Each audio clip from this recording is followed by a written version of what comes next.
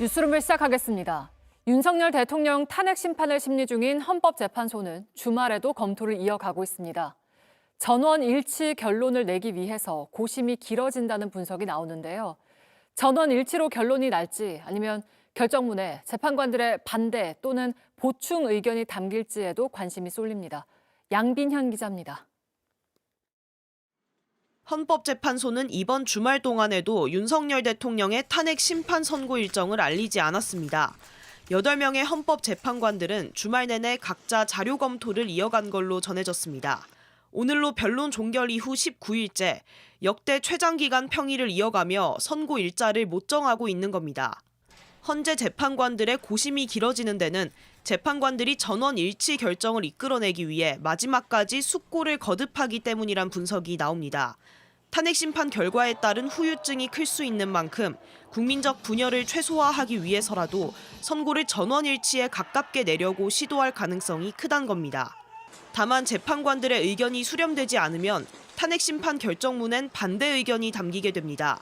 또 전원 일치 결정이 나더라도 보충 의견을 통해 각 쟁점에 관한 재판관의 개별 의견을 담을 수 있습니다. 2017년 박근혜 전 대통령 탄핵 당시에도 전원일치 파면 결정이 났지만 세월호 참사 당시 대통령의 성실 의무 위반 여부에 대해선 재판관 2인의 보충 의견이 달렸습니다. 보충 의견을 하고 싶은 재판관님들께서 그거를 조금 준비하시는데 시간이 필요하면 그 시간을 조금 더 부여를 해야 되는 상황이 있을 수 있고. 헌재는 이번 주에도 매일 평일을 이어갈 계획입니다. 오는 18일엔 박성재 법무장관 탄핵심판 변론기일이 잡혀있는 만큼 윤 대통령 탄핵심판 선고 일자는 적어도 이번 주 중반 이후가 유력해 보입니다.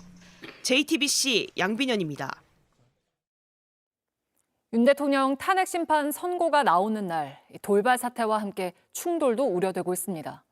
8년 전 박근혜 전 대통령이 파면됐을 때는 헌법재판소 일대 충돌로 4명이 숨졌는데 경찰은 그때 2배 인원을 투입해서 헌재 100m 반경 내 출입을 아예 막기로 했습니다. 구석찬 기자입니다.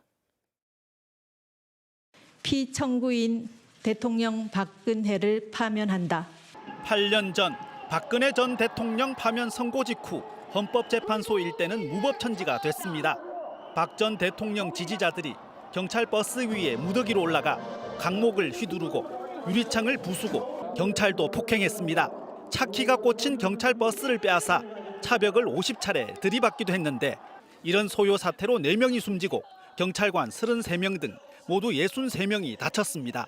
집회 주도자는 오늘 헌재가 죽든 우리가 죽든 돌격하자 선동했고 그 결과 대법원에서 징역 1년 6월에 집행유예 2년을 선고받았습니다. 어떤 경우에도 태극기는 멈추지 않습니다.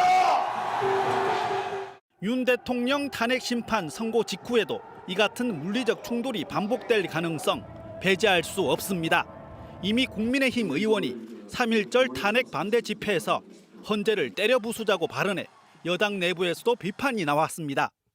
공수처, 선관위, 헌법재판소 불법과 파행을 자행하고 있습니다. 이 모두 때려 부수셔야 됩니다. 저 부수자! 경찰은 8년 전 사태를 복귀하며 헌재 사수에 나섰습니다. 헌재 인근엔 차벽을 2중 3중으로 세우고 박 전 대통령 탄핵 때보다 2배 인원을 배치하기로 했습니다.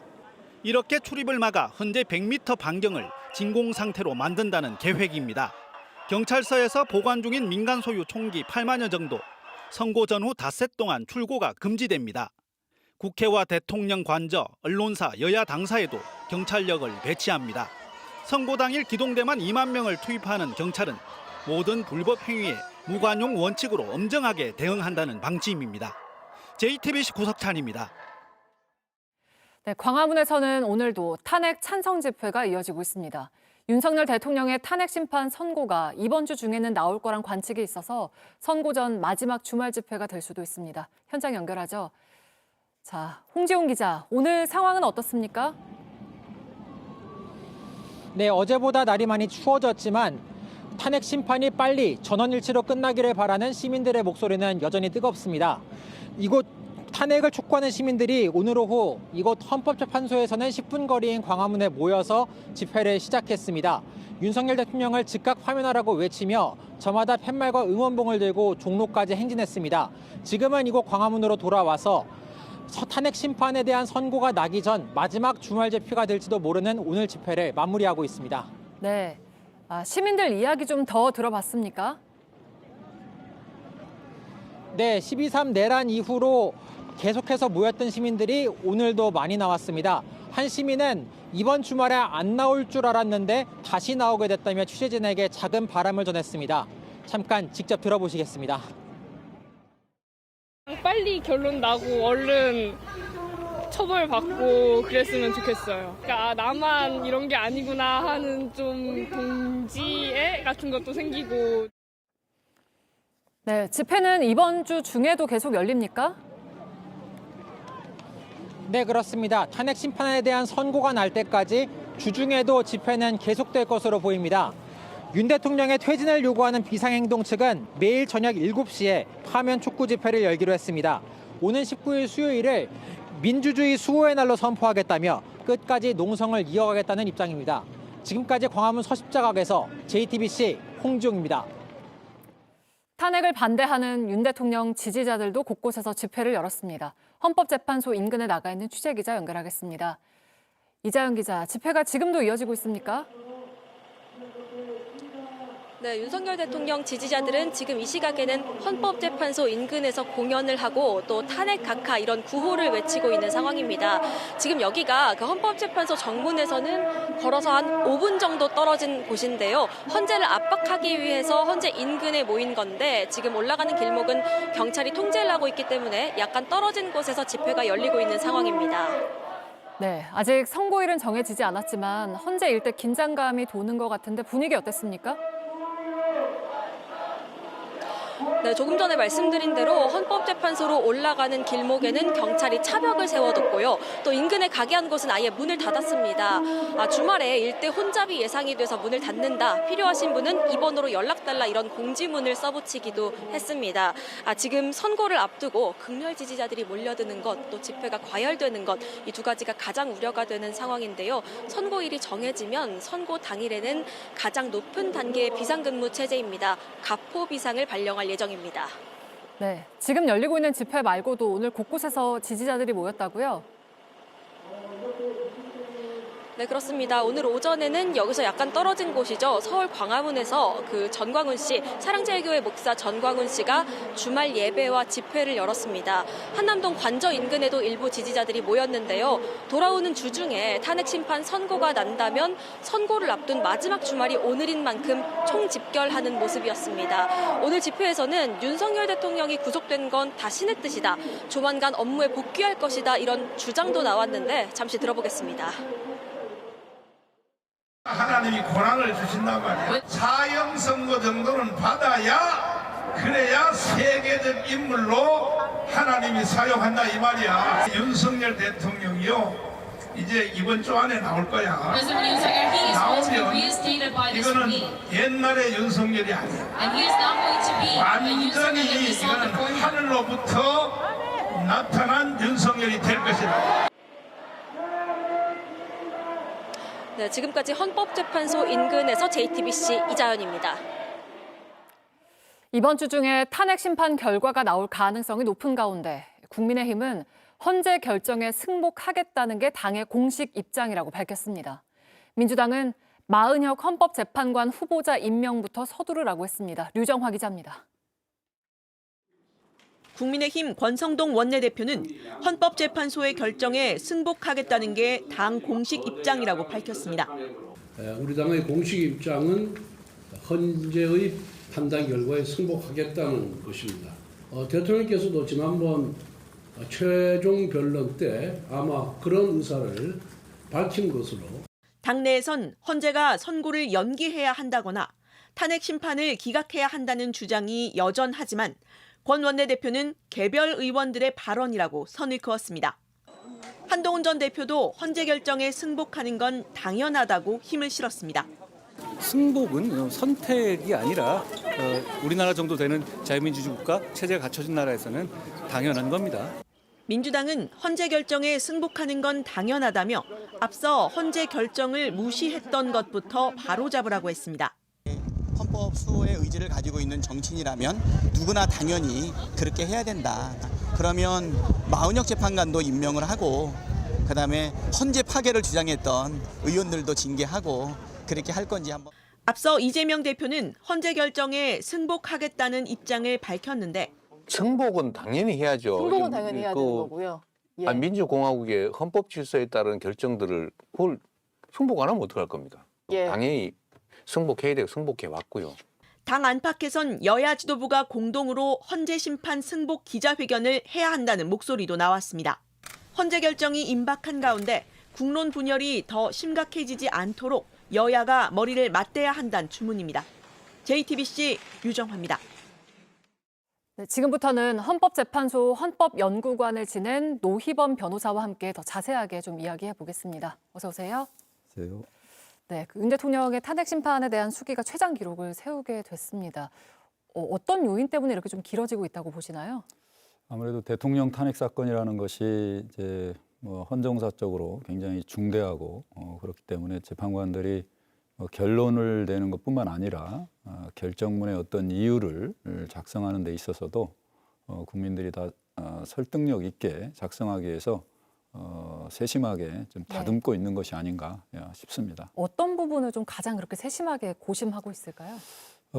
이번 윤석열 대통령의 어떤 탄핵 소추 사유의 어떤 사실관계나 뭐 어떤 법 위반의 중대성 이런 부분들은 이미 변론 과정에서 다 이제 재판관들이 이제 심증을 형성했다고 봅니다. 네. 그리고 뭐 다툼이 있었지만 그 부분에 대해서는 대부분 이제 확정이 됐다고 보고요. 다만 제가 보기에는 지금 국회 소추 대리인 측에서 내란 범죄, 형법상의 내란 범죄 부분을 맨 처음에 이제 철회하겠다라고 네. 이제 그런 얘기를 했었고 네. 그것과 관련해서 윤 대통령 측에서 거기에 대해서 상당한 반발이 있었습니다. 그래서 이론적 측면에서 보더라도 이 부분에 대한 판단을 할 것인지 아니면 하지 않을 것인지에 대해서 재판관들 사이에 상당한 이견이 있지 않을까 네. 이런 생각이 좀 들고요. 또 다른 대통령 탄핵 사건과 달리 이번 윤 대통령 탄핵 사건에 대해서는 뭐 통치행위를 뭐 주장한다거나 뭐 증거법칙과 관련돼서 여러 가지 이의 제기를 많이 했었습니다. 그래서 이런 적법 절차와 관련된 어떤 주장에 대해서 재판소에서는 나름대로 이 부분에 대한 판단을 해야 되기 때문에 네. 그런 것과 관련해서도 재판관들 사이에 좀 수기가 좀 이어지고 있는 것이 아닌가 싶습니다. 그럼 만약에 그 재판관들 사이에 의견이 갈릴 경우에 뭐 소수 의견이나 보충 의견이 담길 수 있다 이런 내용이 나오고 있는데 그럴 가능성에 대해서는 좀 어떻게 보실까요? 충분히 뭐 가능성은 얼마든지 열려 있습니다만 네. 지금 이 사건의 어떤 중대성이나 결정이 나왔을 때 뭐 사회적, 국가적인 어떤 파급 효과 등을 생각할 때는 재판관들 사이에서는 전원 일치의 의견으로 좀 나오려고 하는 것이 아닌가. 그래서 심리 기간이나 선고기일도 좀 많이 들어가는 것이 아닌가 이렇게 생각이 되고요. 네. 다만 이제 결론이 아닌 결정의 어떤 이유에 관해서도 재판관들 사이에 이견이 있을 수 있습니다. 그렇기 네. 때문에 결론에 대한 어떤 소수 의견이나 반대 의견이 아닌 결론에 이르게 된 어떤 이유나 보충을 하기 위해서 추가적인 의견이나 보충 의견은 있을 수 있다라고 봅니다. 그러니까 전원일치로 탄핵이 인용될 거라고 예상을 계속 해 오셨는데 지금도 같은 생각이신 거죠? 그렇습니다. 뭐 전 국민들이 다 보셨겠지만 이번 윤 대통령의 어떤 탄핵 소추 사유는 중대한 헌법 위반 행위이고 그로 인해서 우리 헌정 질서가 문란하게 된 것은 뭐 모든 국민들이 다 이해하고 있을 겁니다. 그런 네. 점에서 헌법을 수호하는 수호하고 유지해야 되는 헌법재판소의 재판관들 입장에서는 당연히 이 행위의 어떤 위헌성 그리고 파면의 필요성에 대해서 충분히 인식하고 있을 것이다라고 생각합니다. 네, 지금 뭐 가장 관심사는 어쨌든 선고가 언제 나올까인데 이번 주 안에 나올 거라고 보시나요? 뭐 사실은 지난주에 나왔어야 된다고 저는 생각이 됩니다. 네. 지금 뭐 국가적인 혼란 상황, 국정의 불안정성으로 해서 많은 국민들의 삶과 좀 많은 지장을 받고 있는데요. 그렇기 때문에 이번 주에는 당연히 나올 것이다라고 예상이 되고 네. 또 나와야 된다라고 생각합니다. 네. 알겠습니다. 그 한덕수 국무총리의 탄핵 심판 선고도 지금 주목이 되고 있는데 그 주목되는 쟁점이 어떤 거냐면 탄핵 소추 사유 가운데 그 재판관 3인의 임명을 거부한 점이 좀 쟁점으로 떠오르고 있어요. 그러니까 앞서서 헌재가 최상목 권한대행에 대해서 그 마은혁 후보자를 임명하지 않은 건 국회의 권한을 침해한 거다 이런 결론을 내렸잖아요. 한덕수 총리 같은 경우에도 좀 같은 판단을 받게 될까요? 어떨까요? 그렇습니다. 뭐 지금 한덕수 총리에 대한 탄핵 사유가 한 5개 정도 되는데 네. 이미 최대행 권한대행 그 권한쟁의 사건에서 국회가 선출한 재판관을 임명하지 않은 거에 대해서 권한을 침해한 것이고 위헌이다라는 결정을 이미 헌법재판소가 내렸습니다. 네. 그래서 한덕수 총리에 대한 탄핵 사건에서도 헌법재판소는 같은 입장을 낼 가능성이 있고요. 그래서 한덕수 총리에 대한 탄핵 사건에서도 법 위반 행위 부분은 인정이 될 것으로 예상이 됩니다. 그 선고 결과가 윤 대통령보다 먼저 나올 수도 있을까요? 뭐 일각에서는 뭐 한덕수 총리 탄핵 사건이 먼저 선고돼야 되는 것이 아니냐 뭐 네. 이런 의견도 있습니다만 지금 우리 대한민국이라는 국가 공동체에서 그리고 대한민국 국민에게 있어서 가장 중대하고 시급한 사건은 대통령 탄핵 사건에 대한 선고라고 생각하고요. 이 점은 재판관들께서도 충분히 잘 인식하고 있다고 생각됩니다. 그래서 한덕수 총리 탄핵 사건 선고보다는 대통령 탄핵 사건 선고가 먼저 이루어질 것이다. 다만 대통령 탄핵 선고와 같은 날 한덕수 총리에 대한 탄핵 사건도 선고될 가능성은 여전히 있다라고 보여집니다. 그 지금 여당 일각에서는 대통령 탄핵 심판의 결론을 그 이재명 대표의 그 2심 결과 이후에 내야 한다. 이런 이야기도 하거든요. 이거는 좀 어떻게 보실까요? 저는 재판관들이 그런 정치적인 고려는 하지 않을 것이다라고 생각됩니다. 이제 탄핵 심판이라는 것이 헌법을 수호하고 유지하는 것이고 또 재판은 이제 독립돼서 정치적 고려를 하지 않고 해야 되는 것이기 때문에 뭐 이재명 대표의 뭐 형사 사건의 어떤 선고기를 고려해서 대통령 탄핵 사건의 선고기를 정하지는 않을 것이다라고 생각합니다. 네, 알겠습니다. 오늘 말씀 여기까지 듣겠습니다. 노희범 변호사와 함께했습니다. 고맙습니다. 고맙습니다. 미국이 지난 1월 우리나라를 민감국가 목록에 추가한 걸 놓고 여야는 서로에게 책임이 있다며 공방을 벌였습니다. 국민의힘은 야당의 탄핵 남발로 외교 대응이 지연됐다고 주장했고 민주당은 무능한 윤석열 대통령과 정부 여당이 초래한 외교 참사라고 했습니다. 이승환 기자입니다. 미국이 우리나라를 원자력, 인공지능 등 첨단 기술 협력이 제한될 수 있는 민감국가 목록에 포함시킨 걸 두고 야권은 외교 참사라며 한 목소리로 비판했습니다. 한미 동맹이 72년 동안 계속 발전하고 진화해 왔는데 어찌 보면 이 부분은 최초로 퇴보하고 무능한 윤석열 대통령과 정부, 무능한 여당이 초래한 외교 참사다. 윤석열 정권이 가졌던 외교 참사 중에 가장 대표적 사례로 기록될 것이다. 이렇게 뭐 말도 안 되는 일이 벌어졌다고 생각하고 있습니다. 우리 정부가 2달간 이런 상황을 인지하지도 못했다며 12.3 내란 사태의 영향이라고도 지적했습니다. 그러면서 윤석열 대통령과 여당 주요 인사들이 핵 무장론을 꺼내든 것도 문제 삼았습니다. 핵 문제에 대한 정말로 무책임한 발언들을 많이 쏟아냈습니다. 근거도 없고 또 실체도 없는 핵 보유 주장을 하면서 이 긴장감을 고조시켰던 것이 가장 결정적인 이유다라고. 이에 대해 국민의힘은 우리 정부가 사태 파악을 제대로 하지 못한 점은 인정했습니다. 우리 정부가 파악하지 못한 부분에 있어서는 우리 정부의 잘못이기 때문에 거기에 대한 비판은 달게 받아야 된다고 생각합니다. 다만 이번 사태는 야당의 탄핵 남발로 대통령과 국무총리가 동시에 직무정지된 상태가 지속됐기 때문이라고 주장했습니다. 헌법재판소를 향해 한덕수 총리에 대한 탄핵 심판 선고부터 빨리 내려달라고 촉구했습니다. 거대 야당의 연쇄 탄핵으로 행정부의 컨트롤 타워가 마비된 것입니다. 당장 오늘이라도 한덕수 총리에 대해서 기각 또는 각하 선고가 내려져야 합니다. 이런 가운데 야당은 민감국가 지정과 관련한 국회 외교통일위원회 긴급 현안 질의 개최를 제안했지만 여당은 부정적인 견해를 보인 것으로 전해졌습니다. JTBC 이승환입니다. 미국은 민감 국가로 지정한 이유를 밝히고 있지 않지만 국내에서 커지고 있는 핵 무장론 때문이란 추측이 지배적입니다. 전문가들은 2년 전 윤석열 대통령의 자체 핵무장 가능 발언 이후 한국의 독자 핵 무장론을 바라보는 미국의 분위기가 심상치 않았다고 말합니다. 조보경 기자입니다. 윤석열 대통령은 취임 다음에 자체 핵무장 가능성을 말했습니다. 더 문제가 심각해져가지고 여기 뭐 대한민국에 무슨 전술핵 배치를 한다든지 우리 자신이 그 자체 핵을 보유할 수도 있습니다. 이 무렵 일부 국내 여론조사에서는 핵무장을 찬성하는 비율이 70%가량으로 조사되기도 했습니다. 당시 미국 3대 싱크탱크 중 하나인 전략국제문제연구소의 존 햄리 소장은 한국인의 70% 이상이 핵무장을 원한다는 사실에 깜짝 놀랐다고 말했습니다. 자체 핵무장 지지 여론이 걱정하는 목소리가 상당히 많이 들려온다. 지금 미국뿐만이 아니라 뭐 서유럽 국가들 심지어 이제 글로벌 사우스 국가들조차 그런 부분은 좀 우려했었던 게 제가. 이 때문인지 전 세계 전문가 357명 중 약 40%는 올해 조사에서 한국이 10년 내 핵무장을 할 것이라고 예측했습니다. 1년 사이 한국의 미래 핵무장을 예상하는 답변이 15%포인트 증가한 겁니다.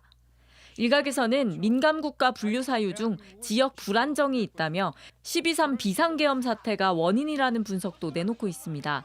하지만 한국을 민감국가로 지정한 미국 에너지부는 원자력, 핵 정책 등을 담당하고 있어 자체 핵무장론이 배경이라는 분석에 무게가 쏠립니다. JTBC 조보경입니다.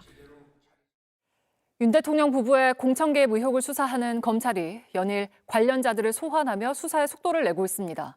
지난주엔 김정재 국민의힘 의원을 불러서 2022년 지방선거 당시 김건희 여사의 공천 개입 여부를 확인했는데요. 수사가 조만간 김 여사와 오세훈 서울시장 등 정치권 유력 인사들을 향할 거란 전망이 나옵니다. 윤정주 기자입니다. 윤 대통령 부부 공천 개입 의혹을 수사하는 검찰 전담수사팀은 지난 14일 김정재 국민의힘 의원을 불러 조사했습니다. 김 의원은 2022년 6월 지방선거 당시 국민의힘 경북도당 위원장을 맡아 김건희 여사 공천 개입을 도운 의혹을 받고 있습니다. 앞서 지난해 11월 이준석 전 국민의힘 대표는 당시 선거에 김 여사가 개입했다고 주장했습니다. 특정 인사가 특정 인물, 김건희 여사가 가깝다는 이유로 지금 포항바닥에 본인이 공천받을 것이라고 하고 다닌다, 그런 정보가 들어와가지고. 김 여사가 당시 포항시장이었던 이강덕 예비후보 대신 다른 후보에게 공천을 주려 했고 여사 뜻에 따라 김 의원이 이 후보를 배제했다는 겁니다. 검찰은 그동안 명태균 씨가 연루된 김영선 전 의원의 공천 상황에 대해 주로 수사해왔는데 이젠 윤 대통령 부부가 연관된 다른 선거로도 수사를 확대하고 있습니다. 검찰은 같은 날 오세훈 서울시장의 측근 김한정 씨도 불러 조사했습니다. 지난달 27일에 이어 두 번째 조사인데 김 씨를 상대로 오 시장의 여론조사비를 대납했는지 물은 걸로 전해집니다. 지난주 직무에 복귀한 이창수 서울중앙지검장도 명태균 씨 사건 수사를 언급했습니다. 모든 최종 결정은 검사장이 제가 책임진다는 자세로 성실하게 필요한 일을 하도록 하겠습니다. 검찰이 수사에 속도를 내는 가운데 조만간 오세훈 시장이나 김건희 여사 조사가 이뤄질 수 있다는 전망이 나옵니다. JTBC 윤정주입니다. 네, 오늘 외출하신 분들 하루 만에 달라진 날씨 느끼셨을 텐데요. 3월 중순에 만만치 않은 꽃샘추위가 찾아왔습니다. 내일은 기온이 더 떨어지겠고 북극 한기가 내려오며 태풍 같은 강풍과 폭설이 또 올 거란 예보입니다. 성화성 기자입니다. 나뭇가지마다 하얀 눈이 무겁게 쌓였고 발길이 닿지 않는 곳은 눈으로 덮였습니다. 곰 조형물의 머리 위에는 눈모자가 생겼습니다. 3월 중순인데 강원도 산간 지역에는 내일까지 20cm 이상의 폭설이 내립니다. 봄 기온 대신 강추위도 찾아왔습니다. 어제는 살짝 봄 같았는데 오늘은 겨울 같아요. 오늘 낮 서울은 어제보다 7도 넘게 떨어졌습니다. 시민들은 다시 두꺼운 겨울 패딩과 목도리, 모자를 꺼냈습니다. 오늘은 바람 불어서 많이 추운 것 같습니다. 어제는 그냥 잠바 하나만 걸쳐도 괜찮았었는데 지금은 패딩 안 입으면 추울 것 같아서 패딩 꺼내 입었습니다. 내일 서울과 대전의 아침 기온은 영하 2도인데 찬바람이 강하게 불어 체감 온도는 더 낮아지겠습니다. 특히 모레는 영하 40도의 북극 한파가 내려오면서 태풍 같은 강풍이 불고 폭설이 온다는 예보입니다. 극저기압이 발생해서 한반도를 통과하겠습니다. 이로 인해 강한 눈, 바람, 돌풍이 불며 천둥, 번개를 동반한 요란한 날씨가 예상됩니다. 내일 밤부터 모레 사이에 수도권을 비롯한 서쪽 내륙에는 최고 10cm의 눈이 내립니다. 강원 산간 등 동쪽에는 30cm 이상의 눈이 더 내릴 전망입니다. 꽃샘추위는 19일까지 이어지고 목요일인 20일부터는 완연한 봄 날씨를 회복할 걸로 보입니다. JTBC 성화선입니다. 건조하고 갑자기 차가워진 날씨 속에 곳곳에서 불이 났습니다. 어젯밤 전북 김제의 한 캠핑장에서 불이 나 3명이 화상을 입었고 오늘 아침 서울 은평구의 한 다세대 주택에서도 화재가 발생했습니다. 김민광 기자입니다. 새빨간 불길이 검은 연기를 내뿜으며 치솟습니다. 소화기로 진화를 시도해보지만 불길은 쉽게 잡히지 않습니다. 오늘 오전 0시 30분쯤 전북 김제시 금산면의 한 캠핑장 텐트에서 불이 났습니다. 이 불로 텐트 안에서 어머니와 캠핑을 하던 14살, 6살 자매가 화상을 입었습니다. 옆 텐트에서 캠핑을 하다 구조를 도운 40대 남성도 화상을 입고 병원으로 이송됐습니다. 경찰과 소방당국은 목격자를 상대로 정확한 화재 원인을 조사하고 있습니다. 오늘 아침 서울 은평구 다세대 주택에서도 불이 났습니다.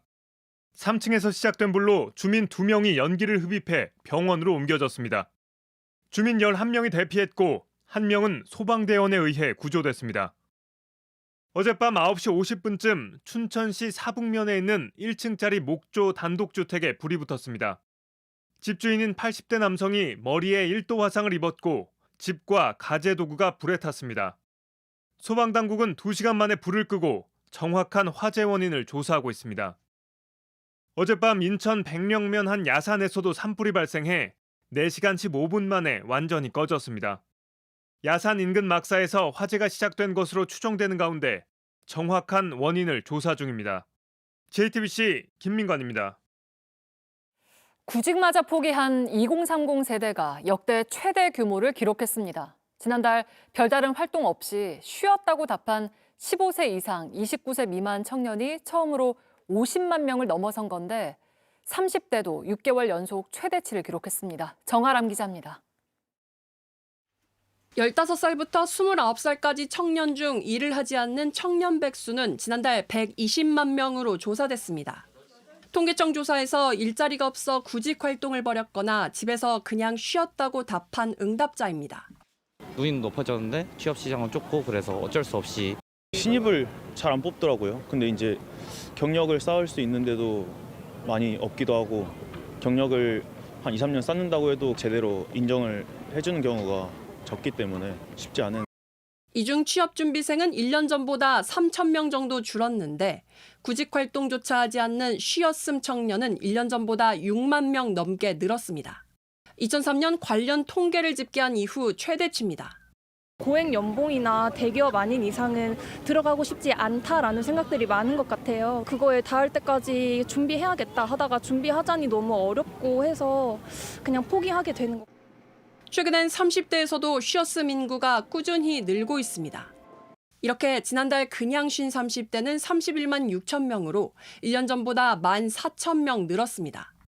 30대 쉬었음은 지난해 9월부터 1년 전과 비교해 매달 약 10,000에서 5만 명씩 증가하며 역대 최대 기록을 갈아치우고 있습니다. 또 어렵게 일자리를 구했더라도 4명 중 1명은 단기 근로자로 나타났습니다. 청년층 인구가 빠르게 감소하고 있지만 일자리를 찾지 못하는 청년은 늘고 그나마 있는 일자리의 질도 좋지 않은 겁니다. JTBC 정아람입니다.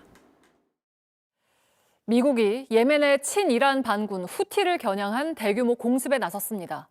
핵 협상을 거부한 이란에 대한 트럼프 대통령의 강력한 경고의 의미가 담겼다는 분석입니다. 이란과 후티가 맞대응을 예고하고 있어서 중동 지역의 긴장도가 최고조에 이르고 있습니다. 워싱턴 정강현 특파원입니다. 미군 항공모함에서 전투기가 잇따라 출격합니다. 대포가 연달아 발사되자 예멘 수도 사나에 있는 빌딩에 명중합니다. 현지 시간 15일 미국은 예멘의 친이란 반군 후티를 겨냥한 대규모 공습을 개시했습니다. 트럼프 대통령은 결정적이고 강력한 군사 행동을 하라고 명령했습니다. 공격 목표는 수도 사나이에 있는 후티 반군 기지와 지도자 은신처 등입니다.